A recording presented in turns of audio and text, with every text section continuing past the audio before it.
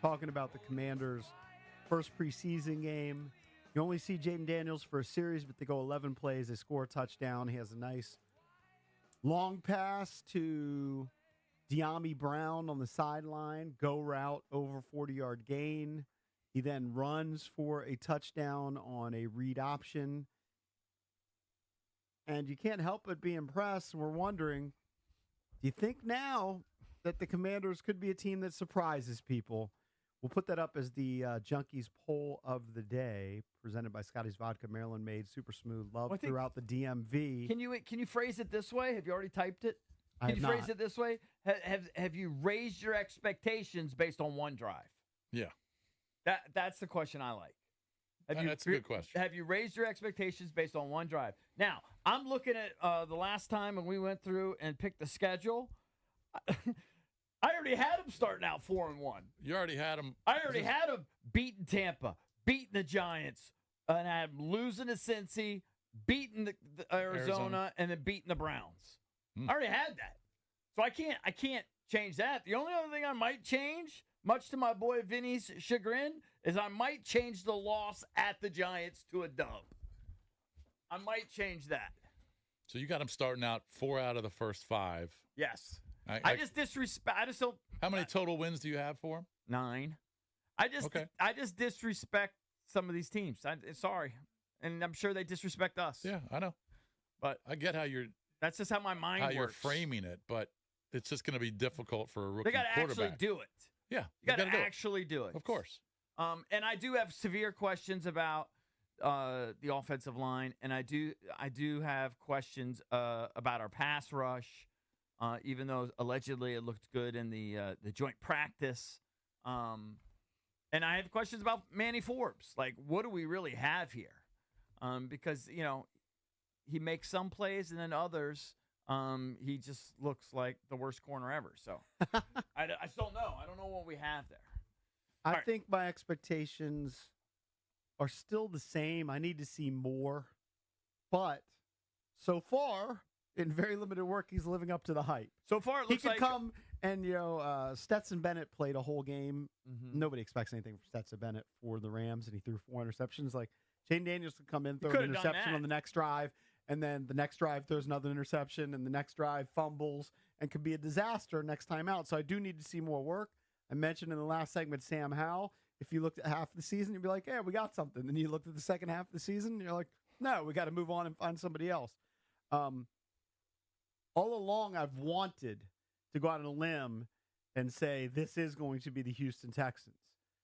It's just when we actually went through that schedule game by game, it was hard to get beyond what I got them to, which I think I got them to 8 wins. Mm-hmm. Yeah. It's just which is doubling their win total. I know. That's a great improvement. They have a better staff. Dan Quinn's have a better quarterback. Dan Quinn's going to get a lot of props, and so is Adam Peters. I think they have they get 8 wins. A huge upgraded Austin Eckler. I think they've got obviously the linebacking core is completely different, way better. The interior of the line should be fine. I think they've upgraded at corner. Maybe not Forbes, but some of these other guys like Sanistro. So, I don't know. I agree with you on that. I do think the coaching staff's better. The personnel's better. Got a better quarterback. I just don't know if that's going to be a 7-win jump. That's a 4 big wins is a lot. But maybe some people are starting to think that way. I do think Dallas is on the way. What I said is easier schedule too, which you didn't mention. Easier schedule, EB. Should be in theory. Dallas seems to be on the decline. I think they already had one big injury. Based on the fact that who did they lose? I think it was a pass rusher. Right. Yeah. I'm not sure he was a starter, though. Yeah.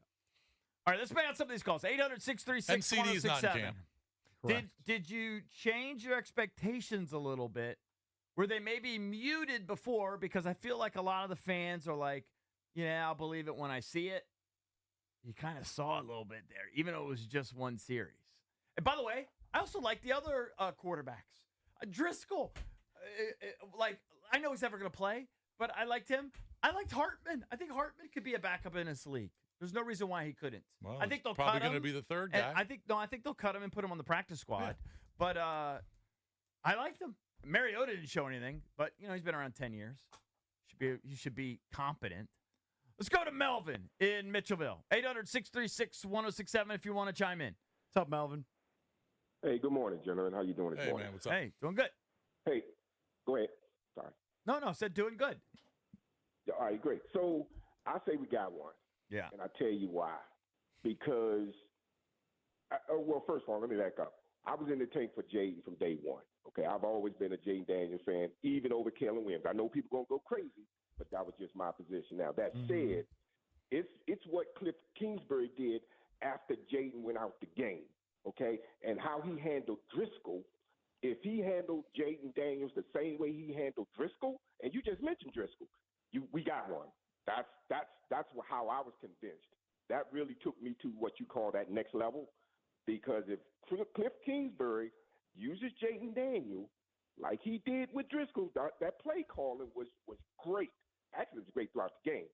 Imagine Jayden Daniels in that position that Driscoll was in when he went out the game.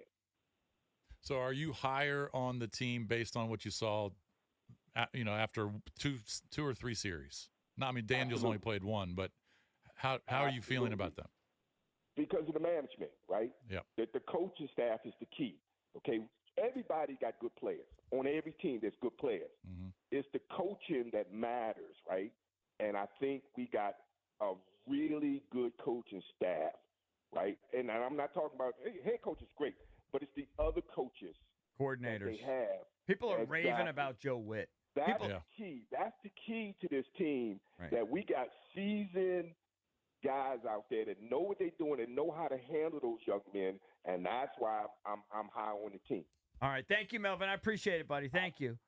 I'm telling you, I saw also just some enthusiasm and energy on the field that I haven't felt in a while. The guys looked like they were having fun, and we lost the game. I mean, not that it matters, but they were out there. They were having fun. Yeah. And the fired coaching, up on the sidelines. The coaching is a huge upgrade.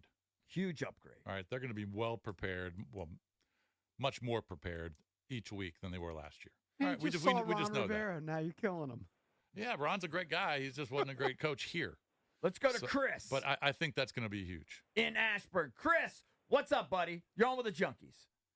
Hey, guys. So I am a huge Jayden Daniels fan, and I want the season to have 10, 11 wins and go to the playoffs. But yesterday, the big pass was awesome. Yep. The running touchdown was awesome. But that screen pass to Austin Eckler, he wasn't even remotely close. And they were talking about how he didn't throw a lot of screen passes in college or whatever. Mm-hmm. That's got to be a huge part of the offense for it to be any good. Right. And he wasn't even close. You're not going to chalk it up to just jitters? I mean, maybe, but he won the Heisman. He shouldn't have jitters. Come on, man. Everybody has jitters. Well, everybody's normal. And this is the thing you got to realize. They're working on the screen game. The screen passing game, they'll be working on that in practice. So don't expect those type of mistakes all the time from Daniels. Those are actually, I don't think that one was super hard. I think he just threw it high. But those could be hard passes. Yeah, well. The timing, the execution of that. But what he showed on that downfield throw, just, I don't know, just the effortlessness of it, just tells me he's going to be okay. I'm not worried about him being able to execute certain throws. I think he's going to be able to make all the throws. I mean, that doesn't mean they're all going to be great, but right. I think he's going to be able to execute to look them. like a rookie at times. Yeah, he's going to have jitters. Just because he won the Heisman doesn't mean he's not going to be anxious or not going to take him a little bit to settle down. I mean, I think that's going to happen throughout your career. It's the preseason. We know it means nothing. Like, I was just punching up a random box score. Kyle Allen lit it up for 193 yards for the Pittsburgh Steelers. But I think it's a confirmation bias type thing, right? We all expect Jayden Daniels to be good. Then everything we hear from the people who were there day after day at training camp say he's looking good. Mm-hmm. You have the head coach being complimentary throughout. And then you see what you've been hearing about on the field for the first time. So it kind of confirms everything that you've been hearing expecting. So far, so good. Like I said, it could change on a dime. We've seen it before. Like, it could be the first week of October, and we're talking about playing Titanic music, which we've done a million times on this show. Let's go to Elijah. Elijah, what's up, buddy? You're on with the Junkies.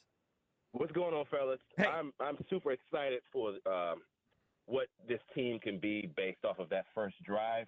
One, you have a rookie who checked out of something at the line, which is kind of rare. And if you're a receiver, when you break that huddle, you kind of breaking that huddle knowing, like, Joe, there's a chance that he may give me a shot that maybe I wouldn't have had from the sideline. So it lets me know that they're going to trust him on the sideline and say, hey, man, we know that you're on the field. We're going to give you the options that we think that's going to best serve for this situation. But knowing that you're coming in as a rookie that's got more sauce, that gives you an opportunity. Boy, I know Kingsbury is up at night just seeing how many ways he can get this thing cranked up, man. I'm so excited. Right. Think about it, dude. I mean, I guess he really only had 4 extra games in that 1 year because 2020 was so that was such year. a dud. Yeah. But you're not going to find a more experienced quarterback coming into the pros. How many starts? He had 12, 16, 29, 33, 45. 45 collegiate starts. Bo Nix had 61. So they're. Yeah. But you're right. I mean, it's. How did Bo huge. get that? Somehow Bo had a full season that he didn't have. You know what I mean? Well, because he was playing in the SEC and they weren't canceling games like the Pac-12 were. Right. Let's go to Mike in Ashburn. Mike, what's up, buddy? You're on with the Junkies. What's up, guys? I am cautiously optimistic. I think I need to see more. I mean, I hope that he gives him a chance to play a couple quarters in the game just to see how, get a bigger picture of it, number one. And number two is once the season starts and other teams start figuring you out and see how he adjusts his game once they start taking away what he's good at, I think is we'll get the real feel for it. But I just want to see a little more of this preseason to feel better about going in the regular season. Then once we're in the regular season, once they start taking things away from the quarterback, then you figure out if they're going to make it or not, go into their alternative plans, that kind of thing. Yeah, you need more than 2 completions. That's unreasonable. All right. Yeah, right. Of course, we don't want to get carried away, but you have to be excited. Come on. Yeah, I am. I am. But, we've all been through this so many times that we begin in preseason, we think this is it. So I'm optimistic. That's about it. I'm optimistic. Yeah, but instead of thank you, instead buddy. of Mike's my man. Instead of hoping on a 5th rounder to pan out, this is a guy who was drafted number 2 overall. He's got the pedigree. Yes. He's got everything you would want. Yep. I don't know what the only thing you would want maybe is just be a little bit thicker. Yep.